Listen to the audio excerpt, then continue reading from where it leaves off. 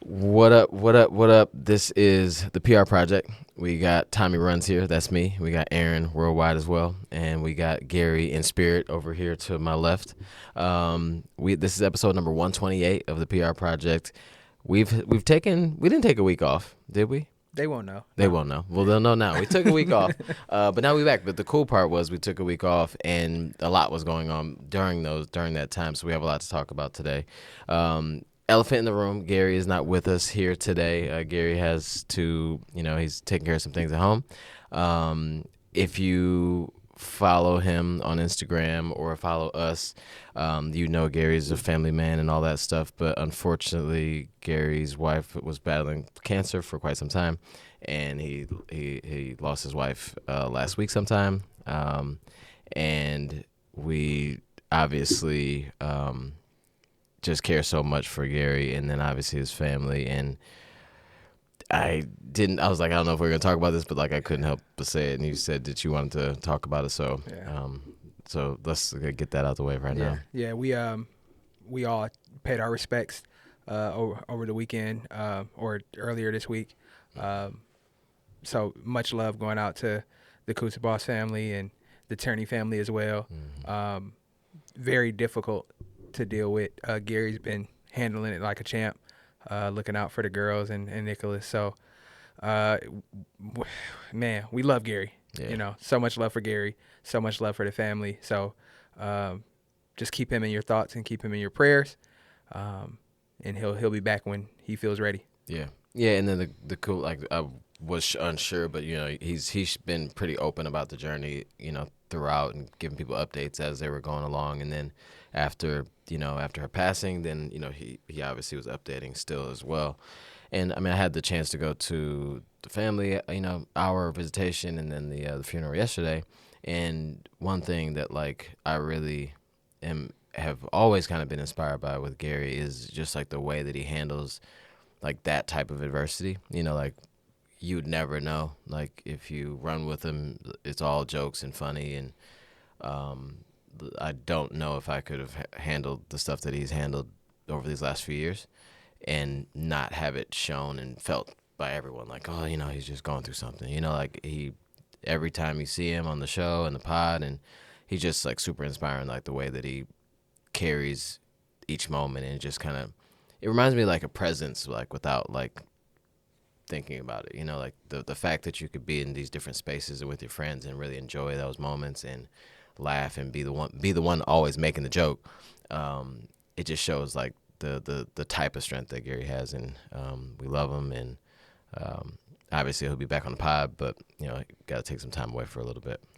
Yeah, and I think that's the value of friendship as well. The fact that we've all been able to be there for him, and whether it's just joining him for a run or like you said, going to the visitation or the funeral, just trying to show up for him in any way possible. And I've had people reach out to me asking if there was anything they could do to help. So just trying to point him in the right direction and be there for him. Yeah.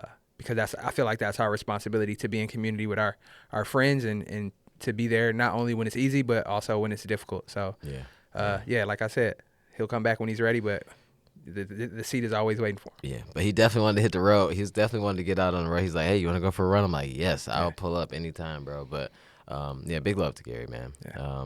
But he did contribute to this episode too, so he tossed us a question. Cool. So I didn't see it. Once we get to the questions, we'll throw in his question. I think it was a good one, actually. Sweet. But all right, so with that, let's catch up. We haven't we maybe 3 weeks since we sat down and chatted. So in that 3 weeks, a lot has happened. I've done a little bit of traveling since the last one. I think we recorded before Boston, right? Yep. So we recorded before Boston. Boston Marathon happened. Great weekend. I wasn't planning on going out there, but got invited kind of very, very last minute to pull up and join Adidas about the Hyper Boost Edge launch, or not launch, but more teaser about what the shoe's like. And it was a shakeout run, which was really dope. Led by Believe in the Run and Heartbreak Running company, and that was a vibe. So we left from Boylston Street, and then headed over to one of their stores because they have 2 stores in Boston, I believe. Headed over to one of their stores, and it was just a nice vibe. And then the second part of that was we went to like a styling suite, which you would have loved. Yeah. Like, it was a vibe. You know Quasi Kessie? No. So he's a dude from New York. And he'd be like, what up, it's Quasi Kessie. Today, here's the fit for the day, on the feet, on the feet, on the feet. And then he'll, like, show the shoe and then the pants and all that stuff.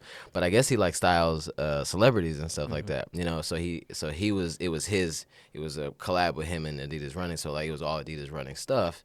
And, like, I'm going to butcher the name, the Kamori line, or it's like H.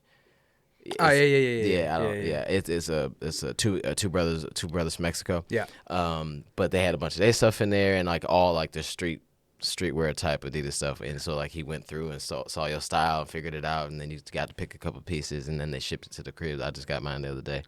But that was cool though, that to see not just like an activation, but they picked someone that's close to the brand that does this already, that makes sense. You know what I mean? It was a vibe for sure. Yeah. So big shout out to Quasi and his wife, because they both like led the whole little session, you know? So that was cool. And then during the marathon, big day for numbers and time. John Korir, he didn't get a course record.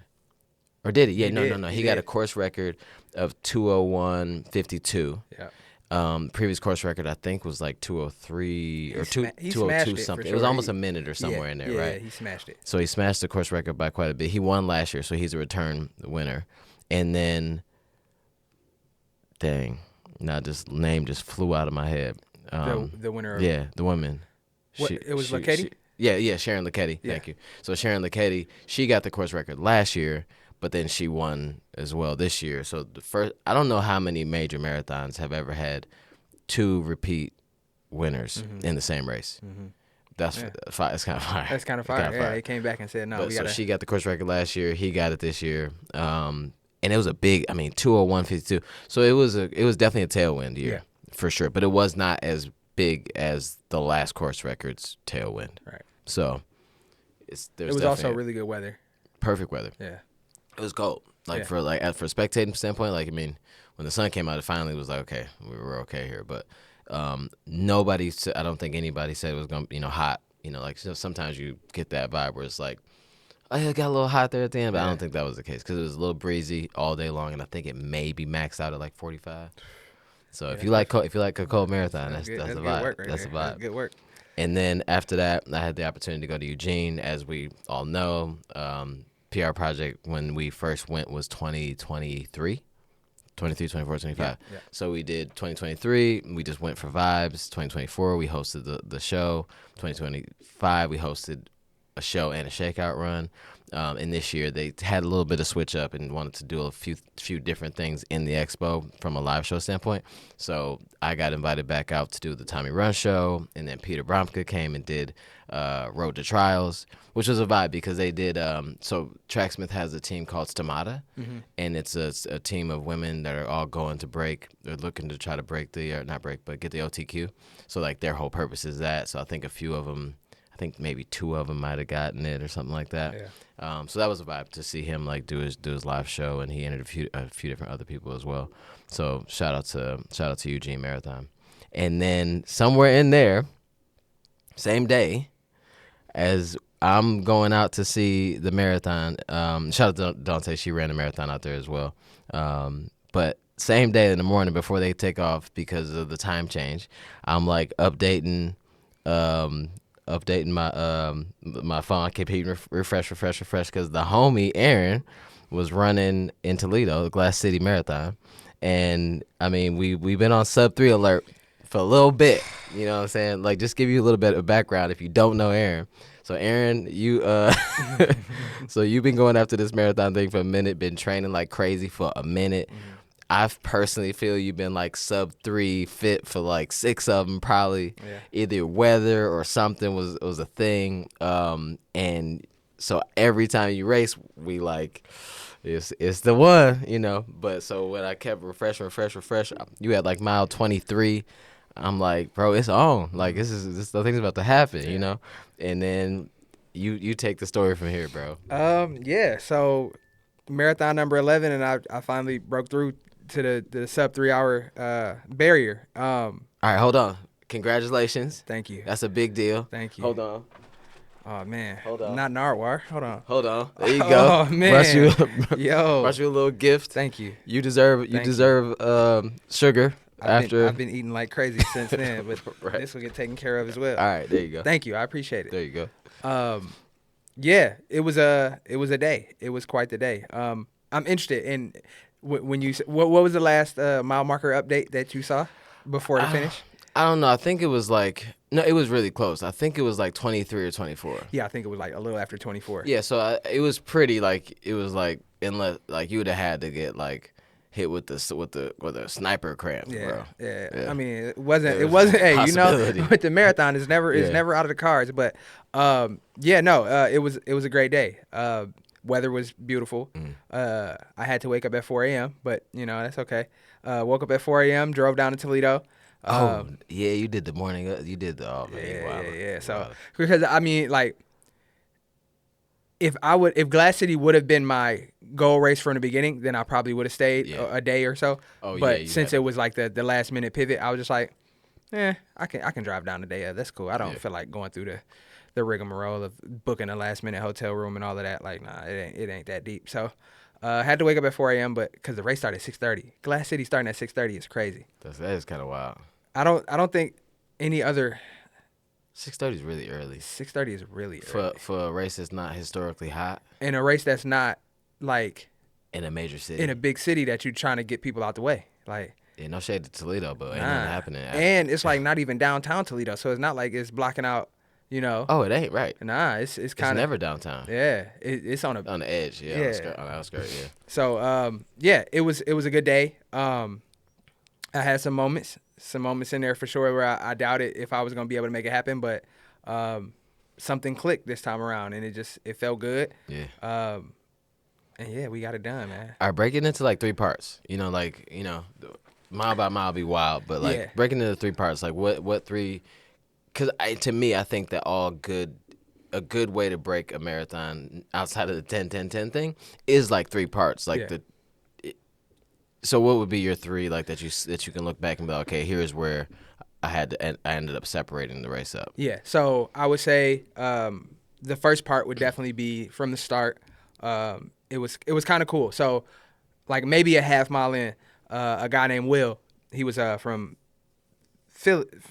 Pennsylvania, not Philly, but the Pennsylvania area, I believe. And he just said, all right, guys, what we doing? And I looked at him, and I'm like, and I'm thinking in my mind, should I say it? Mm-hmm. But then somebody behind me said 255. And I just raised my hand, and I said, yep, that's what we doing. Let's do it. Yeah. So it's all right, cool. So it was 5 of us, and we were just talking the whole time, just clicking off 635, 640, for the first half. Yeah. We lost Will probably at 12-ish because he had to duck off to the bathroom, and he was already saying he wasn't feeling the greatest. But we just ran and chatted and just tried to stay in a good groove. So that I would say that was part 1, just metronome, just kind of brain off, just getting the miles done. And then we got onto that a trail portion. So this would be part 2. I would say it was the middle portion. After you go through the neighborhood. I mean. Yeah, neighborhood, and you're making all the turns, and you're looking at all the big houses. The trail. Yeah. Same trail you come through to finish, right? Yeah, okay. So you go back into you pass in front of that. I'm not sure what this big house was. Yeah, but it's you do the little shoehorn around. Yeah. So and there was a DJ there. Shout out to the DJ because the first time we saw her, she wasn't even set up. There was a DJ at the house? Yeah. When the year I ran it, it was a guy playing a banjo or whatever singing. That's very on brand for Ohio. But it was a DJ there. She was still setting up when we got there. But so I lost touch with that pack probably around 14 and a half, something like that. Yeah. I hadn't talked about it, but it was this weird discomfort I would feel in my groin. Mm-hmm. After long runs and after hard workouts, that happened. It lasted probably 3 or 4 weeks, but I hadn't felt it in a month. It was a while since I felt it. But when I got to mile 15, that's when it came back, and it was like, if it almost felt like overwhelming. Like I thought I was gonna have to walk because it was just like it hurt that much. And I'm just like, man, this hasn't happened in weeks. Like I'm still 11 miles from the finish. Like if it's not gonna get no better. Like, but I was just like, well, you know, if it's not my day, it's not my day. I'm just gonna jog it in. And so that was the middle part. I was just like, just get to the next mile marker. Just get to the next mile marker. And then so that persisted from probably like 15 to almost 18, I would say, maybe around that range. But something in my brain was just like, you might as well take the caffeine gel now. Like, because I was going to take it at the 2 hour mark. That was more like an hour 30-ish, hour 40-ish maybe. And I took the caffeine gel, and I'm just like, all right, just jog to the next mile marker, jog to the next mile marker. That's what I kept telling myself. And then next thing you know, I looked down at my watch, and what I thought was a jog was like 6:50. And I said, okay, let's see how far we could take this. And that was part 3 of the race. It was just like, okay, something just happened, and I feel like myself again. So let's see how long we can hold this. So feel like this, I was just going, and somebody and I got to shout out Angela as well, Angela Karen. She passed me when it was really dark, and we were about to go up like the biggest climb of the race, and she just looked at me and she said, "Are you all right?" I said, "I don't think so." Like before you get back to the house again? Yeah. It's like you kind of like passing like a school or something. Yeah. It's like a straight you go out road. on a street. Yeah, it's a long road. It's a dramatic downhill, it's like and then it's like mile like 19. Yeah. That's when I couldn't see Lance no more. Yeah, you could see the hill from a long way away, so you know it's coming. So yeah, she said, "Are you all right?" I said, "I don't think so." And she just like, just hang in there, just hang in there, like keep fighting. And I saw her in the distance, and I told myself, I said, that hill is gonna suck. Like no matter what, even if things get better, it's not gonna get better on that hill. So don't like. Don't make no decision. Yeah. Don't bail. Don't drop out. Like don't do nothing crazy. Just make it up that hill, and then we'll go from there. So it did suck on that hill, in fact. But we went indeed. up and we made a right, and like I caught my groove, and I was going, and then I don't know who my man's was, but he ran past me. He said, "Let's go, Detroit." And I'm like, I'm not from Detroit. Bro standing on business in the worst moment of his life. But that was a nice little like uplift, and then I just kind of just caught a groove, and I just stayed on target, and just like I looked at my watch. I said, if my mental math serves me correctly, I can still make it with room. Like as long as I stay here. Like I'm like, I got to do 7-minute mile. If I do 7-minute miles to the finish right now, I know I'll be under 3 hours. So I'm just like, all right, we're going to stick to it. We're going to go. So I'm going.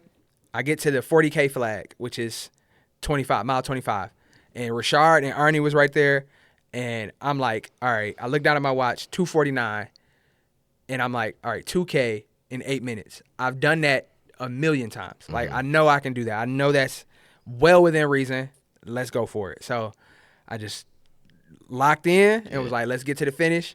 I saw the 800 meter, the little sign that said 800 meters. It was a downhill. I said, I'm bombing this. Like, I'm going for it, and I'm just going to take this momentum into that left turn, through that parking lot to that left turn, and then to that slight right to go up the little climb to get into the stadium. And then once I got into the stadium, I saw the clock, and I saw it said 2:58, and I couldn't believe it. Right. So, like, if you saw the photos I posted on Instagram, that was me, like, realizing, like, yo, this is happening right now. Like, I couldn't believe it. Right. I was shocked. So I crossed the line. I stopped my watch, 2:58.03, which is my PR thing, is just, finishing on a 03, because a 59 would be way too nice. Right. So 2:58.03, my fastest marathon PR. 2:58.03. 2:58.03. Dang, you should have run like a few seconds faster. That's what I'm saying. That's crazy. I'm 03, bro. My half marathon PR is 1:21.03. Now, why ain't you running any faster? You know what I'm saying? The clock was off, bro.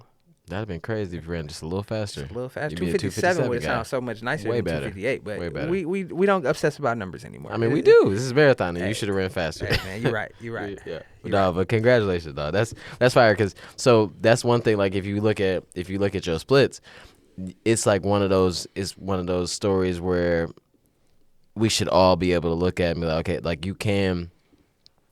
In the moment is trash. Like in the moment, there's multiple moments in a marathon or any race really, if you look at it, where you have to just realize that you could get it back. You know, like it's hard to feel all the things that are happening in your body and mind during a marathon. It's hard to see past that moment. You know, you try to stay present, but the present is terrible. But if you know that you've done the work and the training, and then you just looked at other people and their experiences. A lot of times we only share. You know, you did a lot of like Q&A over the last few days. I was just like, dog, get through it. You know? But like you, one of the things you said, I think at the end or something, you were like, tell the whole story. And I think that is I appreciated that because you did what you wanted to do. Like you broke 3. You didn't. There was no shade to your own story, but you telling that part and the tough part of the race, it's more than just a 258. First off, it's a 258 after how many times you tried.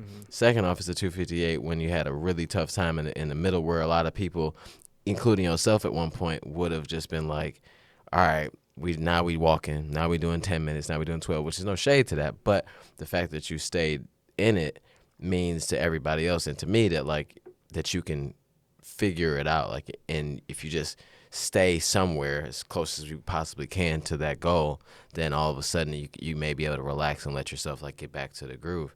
And we've seen it so many times. Like we've done it in workouts and long runs where we just felt like trash, but then that caffeine hit or that carb hit, and it's different. So congrats to you for not only having a good race, but making it a good race too, because you could have you could have wrote it in, you know, and it would have made sense based on like the numbers. And like, well, here it go. But you just stay close as possible to the fire, and you figured it out. Yeah, and then so.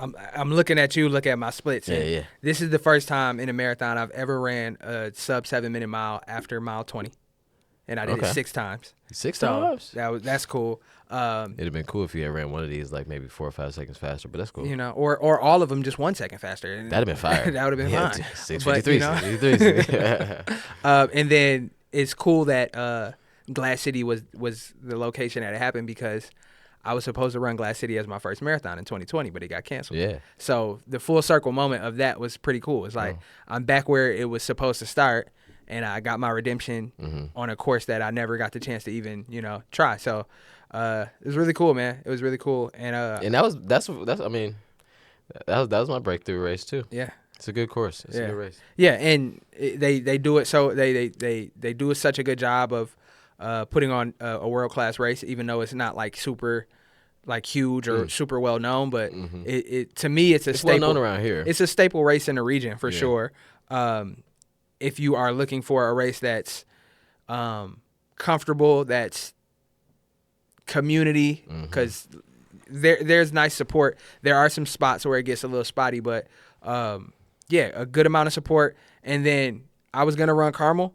I would have went to Carmel by myself. I went to Indiana by myself. Probably didn't know anybody there. But I went to Toledo. All the OLGs was there. Avenue Runners was there. Summer Run for Brews was there. Summer We Run 3-on-3 was there. So there was an atmosphere there that I needed, that I felt like I needed.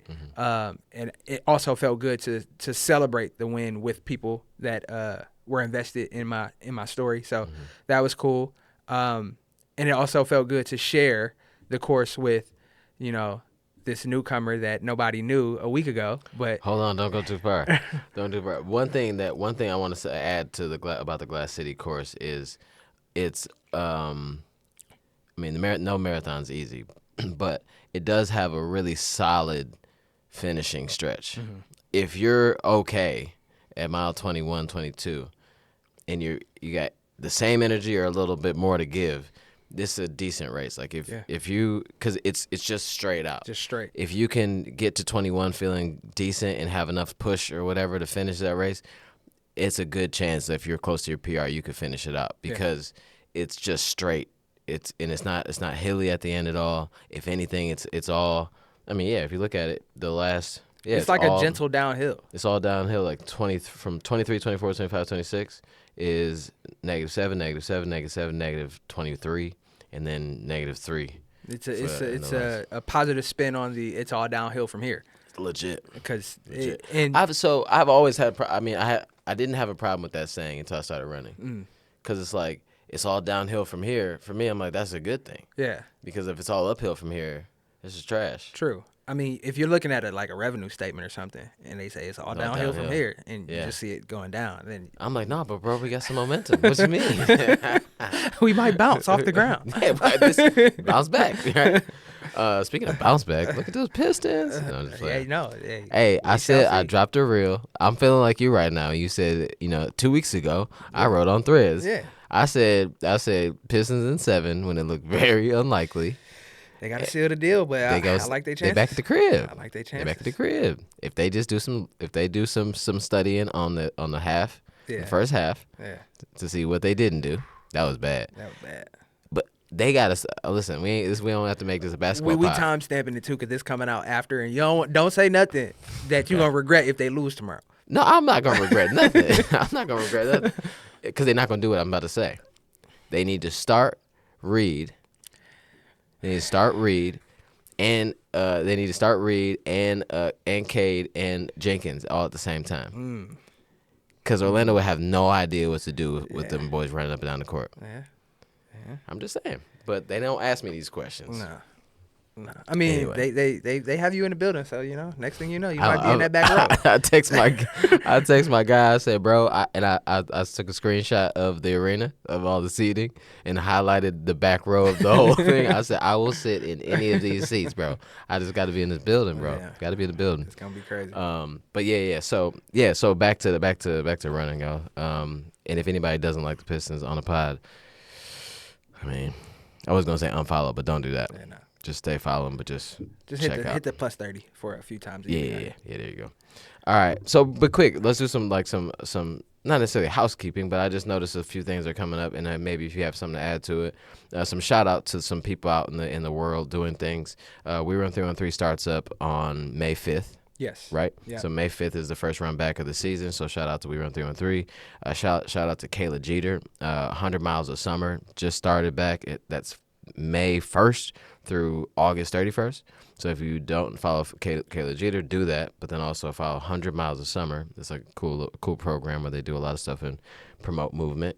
And then random on the ultra side of things, Cocodona 250 miler starts on Monday. And that's like a big deal in the space and all that stuff. So quick little shout out. I was trying to see if there's any other news, but most of the run clubs that we know have already started back up. Yeah, they already rolled. So yeah. Yeah.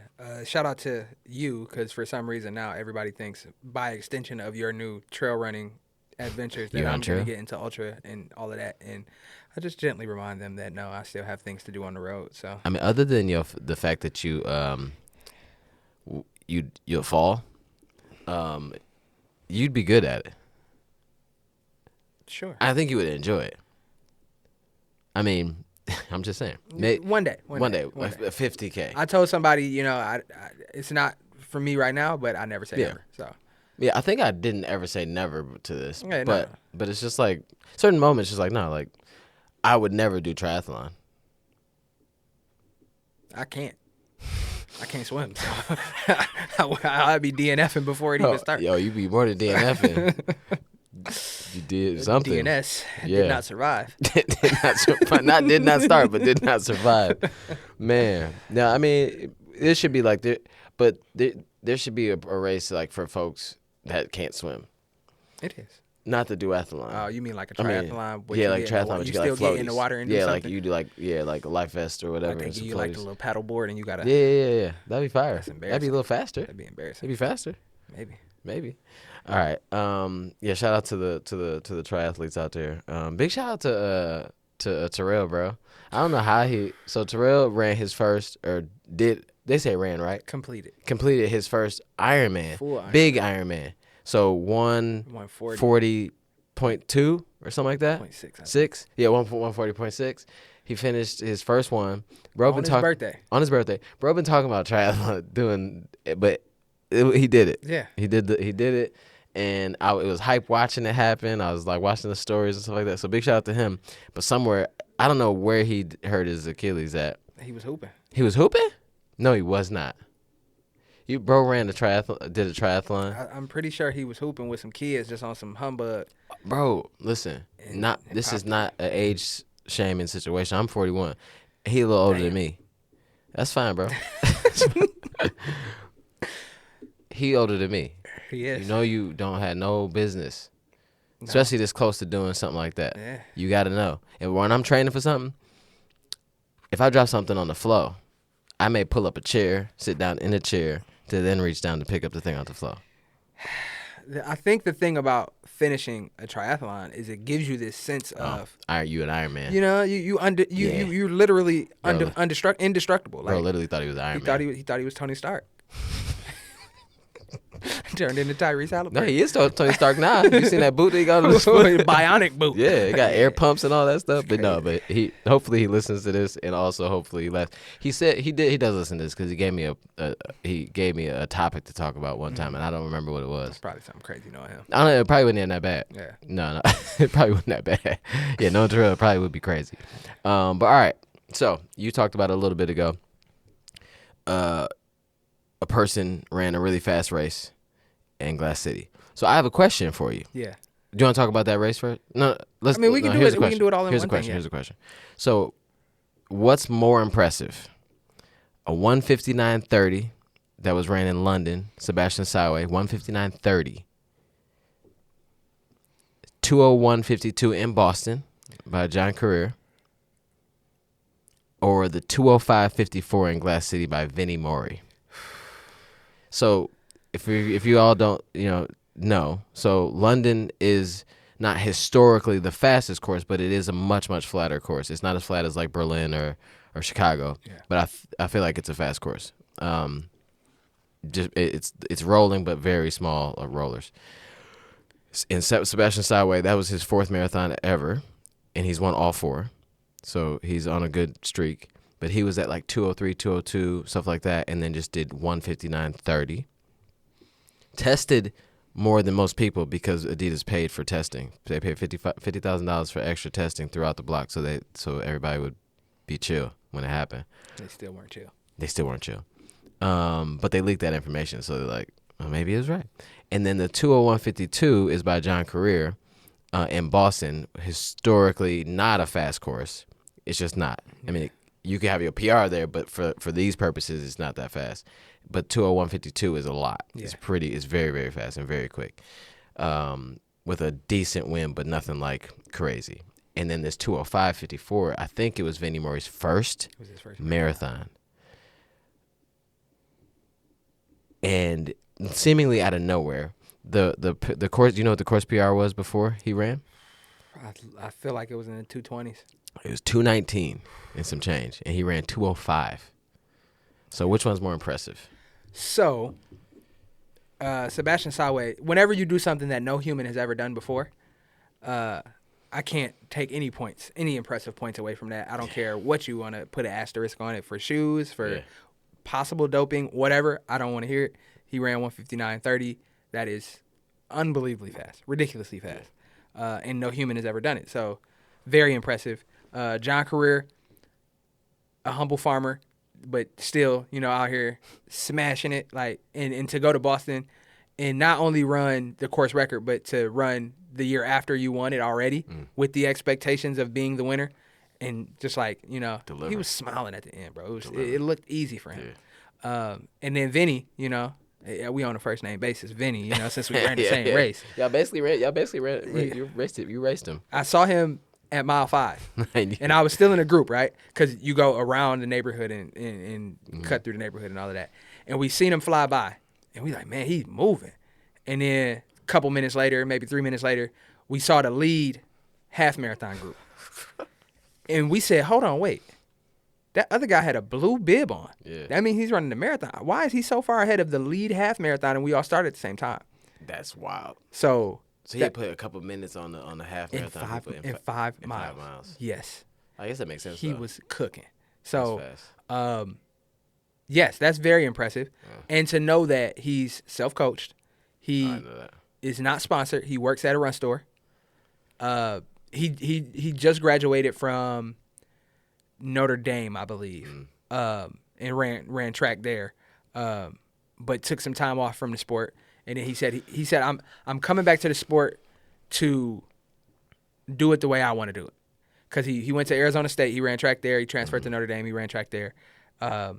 So, yeah, this was his first foray into post-collegiate racing, and he just happened to run the fourth fastest time for an American of all time. That's wild. Fourth fastest marathon in U.S. men's history, Crazy. Which is out of control. Crazy. Like, I thought maybe he was supposed to be somewhere else, and then something didn't work out. Like, he was supposed to be in London or supposed to be at a different race. He was supposed to be in Carmel, Indiana, just like me. But still. Crazy. Wait. Would Carmel have a bigger elite field? No. Than Toledo? No. Oh, my God. It's That's basically so the random. same thing. Like, it's so random. Yeah. And he lives in Indiana. No, he lives in Ohio. But Indiana was close enough. Ohio was close enough. He was just vibing. He doesn't have a sponsor. So he's just like, nobody's flying me out. Nobody's paying for my race. I'm jumping in elite field. What, he got like 10 followers? I think he had like 400 when I saw him when I looked on his page early on. If you that fast, right? You should just you gotta just hit somebody up and be like, hey, can you help me manage my Instagram? Like, I don't know how I'm gonna pay you, but I need. It just don't make sense. Yeah. You know, like, I'm not saying that he should just, people like that run that fast or have that ability, to me, to be top 5 of all time in U.S. men's marathon history. You gotta figure out how to connect on a deeper level, on a different level. Yeah, but also you have to understand perspective, right? Because he was, I'm not going to say just another guy in college, but when you're around all of these people that have the potential to do that, you don't look at it as something unique anymore. No It's chance. just normal. No chance. He knew he was running 206 at least. He posted the day before when he did his shakeout run, I feel like a nuclear weapon. Which is like, it's just some fire. It's fire to say. I know where you was going. I know you was going. It's so fire to say. I know where you was going, but if you feel like if you would even update that to say, I feel like a nuclear weapon, you need to have somebody, I agree, but not everybody, not everybody wants that attention. Not everybody. Run slower. He let his work talk. You know what I'm saying? Look. I'm gonna just let the work talk. I think the most inspiring thing was I think his last long run. He posted on Strava because he talked to Sidious Mag City, and he told Sidious that he only ran 3 times in the entire training block in a pair of super shoes. Yeah. So that was cool. But he had a workout. I think it was 75 minutes at like 5:30 pace, and then 15 minutes at 4 something pace. But this big stupid workout on a treadmill where he switched his shoes. He started in just regular trainers. He said he wanted to try the Metaspeed edges that he wore in the race a little bit. So he put those on for the 15 minutes and then a cool down after that. But he did it at Planet Fitness. Come on, dog. And I just think that's so fire to be like, look, I'm at Planet Fitness with all the normies. Judgment-free zone. Yeah, so and he I'm just here need to be posting that. It. He just post that Yeah, instead just of be a posting regular on instead of posting on Strava, post it on Instagram. Yeah, but nobody drop cares the time. about it until you run 205. Right, but if he had a backlog of this information, This is true. that would go. You Would should go get viral. into social media management. Just tell Maybe this is your ministry. tell Vinny to hit me up. I got him. I'm gonna tell Vinny. You know what I'm saying? I know a guy. Yeah, me and him first name. But to answer your question, I think they're all equally as impressive. No, man, pick one. I'm not You gotta Stephen pick A, one. bro. I'm not Stephen A. I don't gotta make a take. Stop. If I had to choose one though, it would be I'm in Sabastian Sawe because, like I said, he's done something that Yeah, no human has ever done. Yeah. And he broke a barrier that we thought was, 10 years ago, people thought wouldn't happen until 2050. Well, I'll even go closer than that. 2023, when Calvin Kiptum did 2:00:35, after he passed, I thought, oh damn, like that's now we gotta wait 6 more years. Yeah. And 3 years later, that's such a vibe, bro. Yeah. But the person who was not mentioned was I don't know his first name, Kajelcha. He ran second place. Yeah. Yeah. He also ran under 2 hours. Yeah. 1:59 for like 42. Literally, And that was his first second marathon. greatest That marathon was his first of all marathon. time. That was his Yeah. first marathon. Didn't even win. Yeah. That's And crazy. then the guy who got third place also broke the current world record. That's my guy, Jacob Kalimo. Jacob Kalima. Yeah. He tried to do it in Chicago. Yeah. And went out crazy Yeah. fast. I have a video that I never posted, which is stupid. Like I'm standing at half marathon in Chicago, with looking at the time, and then it says like 1:00 like in some seconds, and then I pan over, and then they go by. I'm like, why wouldn't you post that? Because they didn't break the record, so you thought it was True. Thought it was not necessary. But it's still fire. It's still fire. One Still fire. coming through half at 1:00 something is insane, and he did. He ran 1:00 something, and then I'm talking about John Korir, and then 59 some change. Crazy. That's ridiculous, bro. You know That's ridiculous, the marathon is people are solving it. bro. Is Nike? I want to shout out. I'm sorry, Sorry, go I ahead. mean to cut you off, but I want to shout out Sharon Lokedi because Oh, yeah. her she forgot her watch. She Yeah, realized I she see forgot her this. watch. She borrowed a watch from somebody else, and he had the opportunity to post her splits on his Strava, Yeah. and she just like hammered from like 20 miles on, like just shredded it. Like that's fire. And then also I don't know the woman's name, but that ran London, and she ran the women's only. Yeah, Tigst Assefa. Yeah, so she ran the record for a women's only marathon. Yeah, so she had the mixed record from Berlin 2023 or 4. Yeah. 2024. And then she won 2024 and 25, I believe. Yeah. But she had the mixed record from that year, and then the lady who tested dirty, I can't remember her name right now, but she has it currently from Chicago last year. Yeah. But she tested dirty after. She tested clean for Chicago, but then dirty for something else. She was probably trying to recover. I don't know. But yeah, Tigst Assefa. So she was the one that got that Safan Hassan beat out at the Olympics. Yeah. With the little push. She's just raw speed, bro. Yeah. Just like she ain't all. I don't think she a tactical runner like that. I don't think she hitting corners like that. She just go straight. Yeah. So yeah, I just wanted to shout out the ladies. You know, we Yeah. talk a lot about the guys, but I want to shout out the ladies. Yeah, too. for sure. And shout out to Sharon Lokedi though for, you know, I mean she's Under Armour. Yeah. Like the fact. No, shout out to Under Armour as well for like figuring like, okay, we got our person and rocking with her and making sure she has the best stuff on her feet that she can possibly have.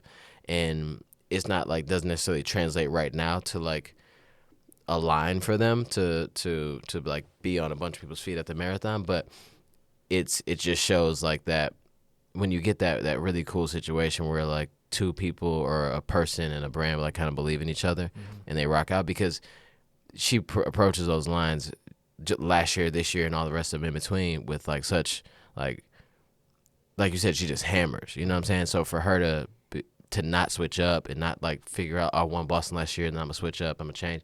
That means that she trusts them and they trust her, and I think that that's super fire. Yeah. Because she's the only person that I've heard win anything in Under Armour. Yeah. So Under Armour, cut that check, double it, whatever. I don't gotta pay Steph Curry no more. Yeah, I might as well throw her some bread. Toss Sharon some bread, bro. You didn't answer the question either, though. What was the question? Oh, of the three, who was the most?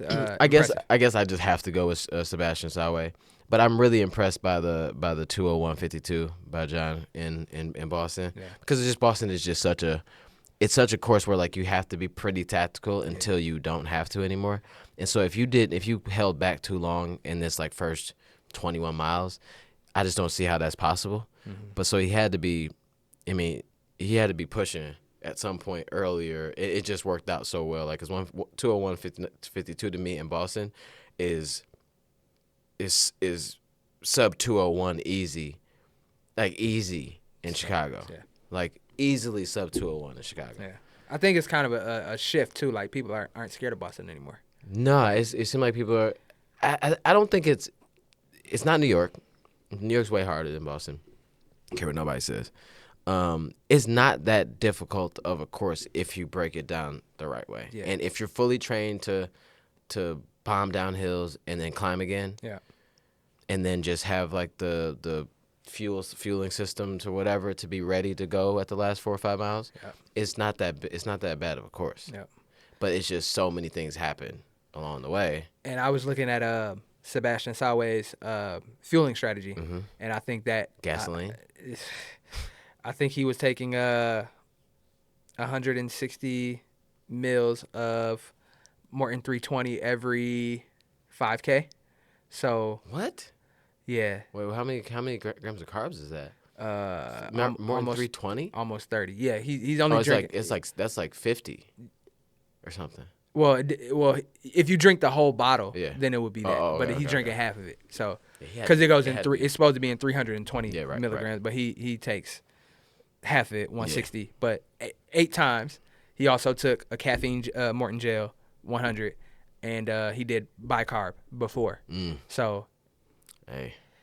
I think that's a huge unlock as well. On top of the shoes, is that people are just pushing more and more carbohydrate, more and more and more, and I don't think we've seen diminishing returns. Somebody was talking about like, like on paper, people like to talk about the whole like super shoe thing, and I think it's like it's a fun conversation for for social media, how like, oh, the super shoes have just kind of ruined the, what the human experience and all that stuff, and I think it's like the shoes obviously are so much better. I mean, they just get better every year, and across brands.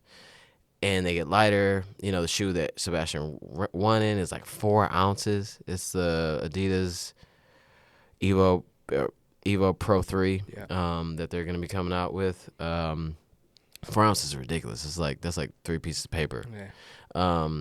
But it's also that fueling strategy. But take that back to training. I think all this is happening in training. Like, obviously, on the day, it makes you efficient, but you're not running 159.30 just because you like 201 fit. Yeah. Like, you are like Sub-2 fit to do that. Like, I don't care what you have. I mean, shoes help. But you've pushed to a level in training that most people probably haven't before this time, and that may be bicarb, because they do a big chunks of training with bicarb. Yeah. If you look it up, it's like more sodium bicarbonate or whatever. Put like buffers lactic acid or whatever, so you can. It's not necessarily so you can run faster, but you can train way harder. And if you do it right, they're coming forward, and you're supposed to do like 3 and then 1. Like, so your last big 3 workouts are should be a little harder than you could go before. But then you train in shoes. Maybe it's not carbon plated shoes, but even the trainers at this point are just saving legs more, so you can really, really push. I think it's just a collective thing of like all of this happening all at one time. Everybody's looking for that, that 1% better or that marginal gains. And I think we're seeing marginal gains like maxed at every level. People got rings on for sleep. Like, it's so many different layers to why he can do that at this point that I think we're overlooking, because it's fun to kind of talk about the shoe. Yeah, but it also is fruit of the investment that Nike made into Elliot Kipchoge. Yeah, and they went deep into the science of how they could make that happen, and it wasn't just him in the first original Breaking 2.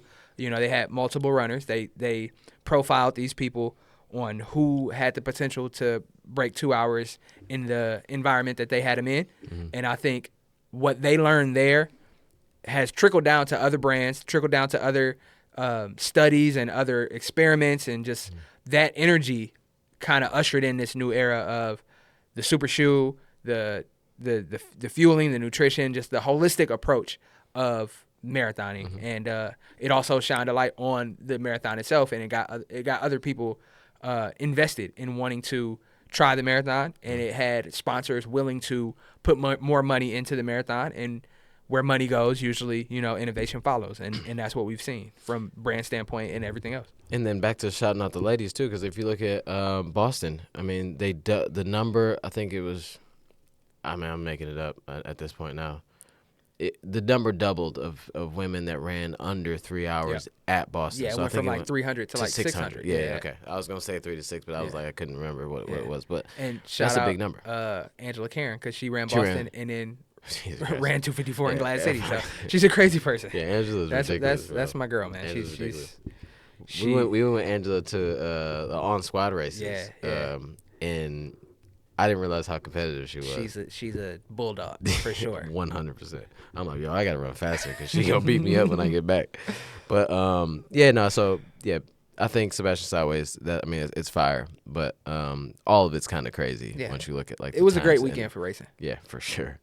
Big shout out to good weekend for racing. Shout out to Peter Bromka. He beat Flapjack.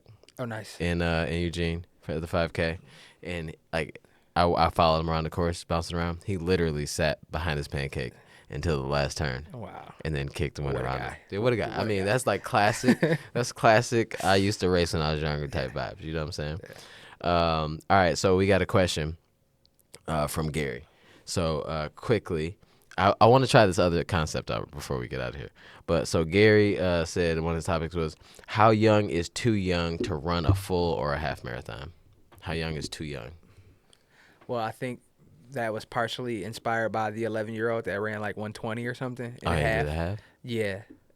His name is Ben Dick. I think 11 is too young. Yeah, 11 is too young to have that name. Yes. 11 is too young to have that name. Benjamin Dick. No. Benny Dick. Ben Dick, that's crazy. But anyway, 11 years old is too young to run a half marathon. I think you have to at least hit puberty before you run a half. I feel like it's just too much. And I think you should be able to vote before you run a full marathon. So. What do you vote 18? Yeah. I mean, a full? A full, yeah. I say a full. I say full 17. Why? Why not? 17, 18, same thing. It's not. Same thing. I was 17. a totally different person between 17 and 18. No, you weren't. My brain was totally different. My body was totally different. It was totally different, bro. No, 17, 18. I ain't talking about 16 plus 1 day. It's all just the same thing. No, okay. I say 17 for the full, 17, 18 for the full, and then like 16, like 15, 16 for the half. I agree. It's just I think it's more, not going anywhere. More of it is the training. Yeah, for me. Yeah, like, because you're gonna have a kid ready for run a marathon. Like that's a lot of miles. You don't need to be hammering long runs on the weekend of 20 miles. But I guess if you look at some of these top athletes like that's doing cross country, they running 60 to 70 miles, but a week. Yeah, but it's in a controlled environment because those are usually like the elite kids. Yeah. Like regular kids aren't doing that. But I mean, this kid. Ben Bleep is elite 120. Sure. How old is he? 11. 11. Oh, it's too young. What's the point? Exactly. Yeah, what's the point? There is no. Oh, this is the point because we're talking about him. That's true. Exactly. Yeah, but there's no kids only half marathon for him to win. There's no Junior Olympics half marathon for him to win. There's, there's no incentive to this until once you turn 18 or whatever, now you can compete. Like, I was the youngest person to do such and such. Yeah, but like, can you skydive at 11? Maybe if you strap to your parents or something. I don't know. Yeah. All right. But even then, like, skydiving is different than training for a marathon. You know. That's true. But I guess what's the point in both? I want to take my kid outside to show him that. You can jump out the plane. You can see death around the corner. Oh, right. No. Keep playing. You don't jump on the plane. It's right here. Okay? All right. So I had this thing. I think I want to, if we feel vibe with it, I want to try to keep going with it at some point. But I want to call it Run Culture Court. Yeah. Right. Run Culture Court. You should have brought the fit. I know, with the little wig with the gavel. Yeah. Yeah, should have. So you mean to tell me? No, that's the other dude.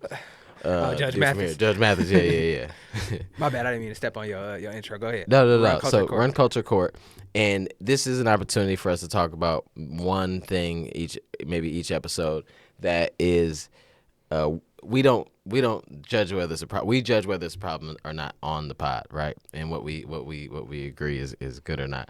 So I just threw this out there. I think maybe eventually we'll come up with our own thoughts, or we just always fish to see what other people are thinking. And so I got 6 responses, and I said the question on my story was, what is one thing in run culture that should be put on trial, right? And people said a few different things, and I'm gonna try to pick one that I think that we could get a good convo out of that's not too deep, because some of these are like, I think these are automatically we banging the gavel. You are correct. This should be put to bed.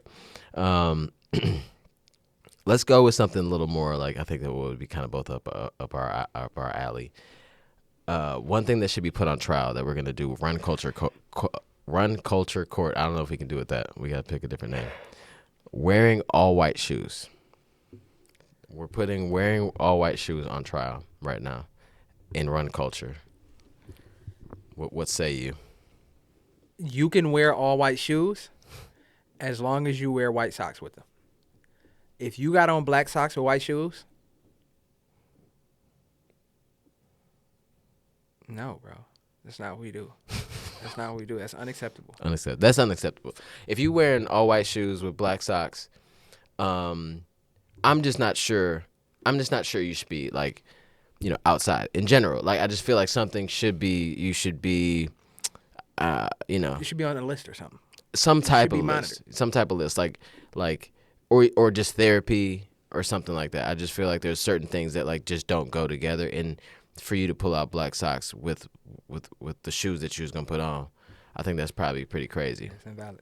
Yeah. What's the problem with all white shoes? Why do they hate all white shoes? I don't know. I feel like I don't know what the vibe was, but I thought it was a good conversation, because I don't dislike all white shoes. No.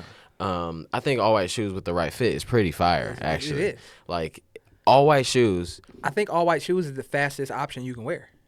Fastest? Yeah. Oh, because of the dye? No. I just think when I wear all white shoes, I'm like, oh, you think you're fast? fast. Oh, man. Like I'm going crazy. I'm fast as heck, boy. No, all white shoes is kind of fire. I'm not like a super. I know some people are very much like, maybe like where he's from. Everybody's doing it, and it may be like, oh my god, like there's too many white Air Forces around here, Yeah. But I don't mind that at all. I don't necessarily. I think that the sock collab is an issue if you do it wrong, right? But I think the fit is super important. If you're gonna go all white shoes, white socks, I think you really gotta put some thought into the fit on top, because if you're doing that, like you can't just be willy-nilly shorts shirt. You know what I'm saying? You almost vibing. There's a level of intentionality white shoes and white socks have that you have to continue on. You can't just throw it out the window. And I think that if you're gonna be that guy or that gal that does the all white shoes, all white socks, I feel like you got to kind of go out your way to be a little pristine with it. Like, you can't necessarily. Don't pull up with like 150 miles on these all white these now super dusty boys. I can't be cooked. Can't have a cook. No, you can't have cooked. No, you can't have smoke forces at the group run, unless you know what I'm saying. It's a lot to the white shoes. It is. It's a lot to the white shoes. I like my shoes with a little character on them. So I like to have a little dash of color here and there. You know what I'm saying? I mean, like dirt. I don't mind a little character on the shoe. I used to be so weird about keeping my shoes clean, but now I don't. I'll look down and be like, yep. I stepped in some mud, bro. A quarter mile from the house after a big workout. Yeah. I was trying to be sweet and get from the sidewalk to the street real quick, and stepped in that like quicksand mud. And I was like, bro, I made it through all this. But all right, did you see? Speaking of shoes, have you seen the Saucony Minted collab, the chrome joints? Very interesting. Very interesting. I think we might be entering into a chrome era. Minted has done a few different things or whatever, and I never saw what people. I never saw what people liked about it. I think people are very invested in Minted, their story. Okay. Because they do a good job of documenting everything they do on social. Yeah. So I don't follow them. I don't follow them directly. Yeah, so I think if like you this one shoe, and you like storytelling, and they do storytelling. Okay. Well. So I think if you tapped in with Marcus and his Instagram or his social media, I think you. Yeah, you got to send it to me. Oh, not you guys. It's just Minted, right? Yeah. Okay. But it's Minted, but then he has his personal page that he does more storytelling through there. So, okay. Cool. All right, man. Before we go, big shout out. Back to Eugene. We'll come back to where we started. Shout out to Elena Scotty Lane. She ran like a 15-minute PR. In 15-minute PR. 15-minute PR project wouldn't be complete if we didn't shout out PR. So we got to get back to that. We got to do some more PR shout outs. So if you PR in any race, shout out to Scotty Lane. If you PR in any race, hit us up. Let us know. Drop a line to Instagram at the.pr.project on Instagram. Let us know you PR'd or not. Make sure you subscribe to this podcast, whether you're watching it on YouTube or listening to it. Joseph X2, he PR'd? Drew Curry. Oh, yeah. Julian Curry went crazy. 240, 240.000. I told him he should have ran 1 second faster. That'd been fire. Dove. He should have dove. But follow us everywhere. Subscribe. All that good stuff. Big shout out to Gary. We miss you, bro. Love you, man. All love. Get well soon. Spirit Airlines. Rest in paradise.